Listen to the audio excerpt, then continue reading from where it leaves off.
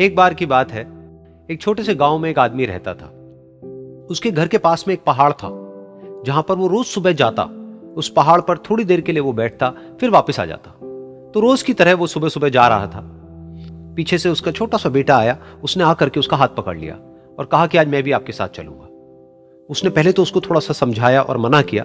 कहा कि जो रास्ता है वो बहुत ही छोटा है और चढ़ाई बहुत ज्यादा है, तो तुम मेरे साथ नहीं चल पाओगे।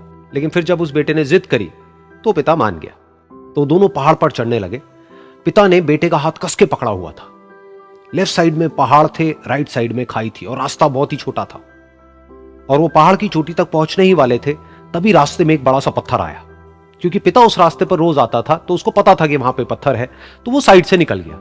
लेकिन जो बेटा था उसका ध्यान कहीं और था, तो उसका घुटना जा करके उस बड़े से पत्थर पर टकरा गया। तो फिर उस बच्चे के मुंह से एक चीख निकली। और जैसे ही वो चीखा, उसकी आवाज उन पहाड़ों में गूंजने लगी। इससे पहले उस बच्चे ने कभी भी अपनी आवाज की गूंज नहीं सुनी थी, तो उसे समझ नहीं आया कि क्या हो रहा है। वो अंदर से थोड़ा सा घबरा गया।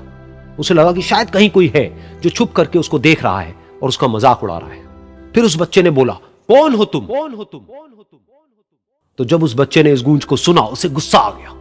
उसे लगा कि कौन है ये जो मेरा मजाक उड़ाए चले जा रहा है। फिर उसने गुस्से से कहा, मैं तुम्हें छोड़ूंगा नहीं।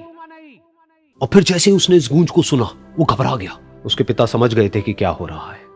उसने अपने पिता का हाथ कस के पकड़ लिया और उनसे पूछा, कौन है ये जो मुझे इतना तंग कर रहा है? कौन है ये जो मुझे इतना डरा रहा है? तो उसके पिता थोड़ा सा मुस्कुराए और उन्होंने खाई की तरफ देखा और जोर से बोला, मैं तुमसे बहुत प्यार करता हूं। ये सुनकर वो बच्चा हैरान हो गया। उसे समझ नहीं आया कि हो क्या रहा है, कि वही इंसान जो उसका मजाक उड़ा रहा है और उसको तंग कर रहा है, वो उसके पिता को बोल रहा है कि मैं तुमसे बहुत प्यार करता हूं। तो उसके पिता ने अपने बेटे को देखा और वो समझ गए कि उसके मन में क्या चल रहा है।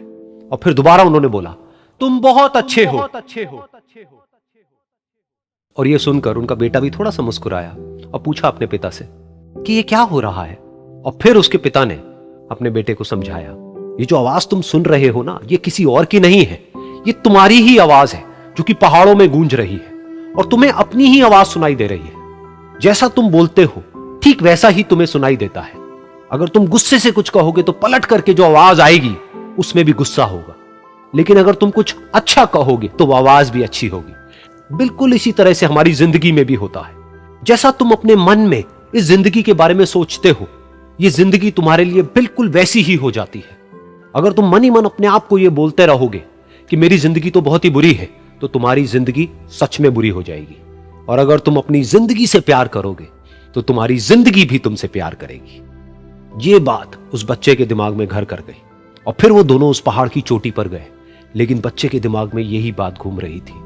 और फिर वो बच्चा खिलखिला के हंसा और उसने अपने दोनों हाथ खोले और अपनी पूरी ताकत से बोला, मैं तुमसे बहुत प्यार करता हूं।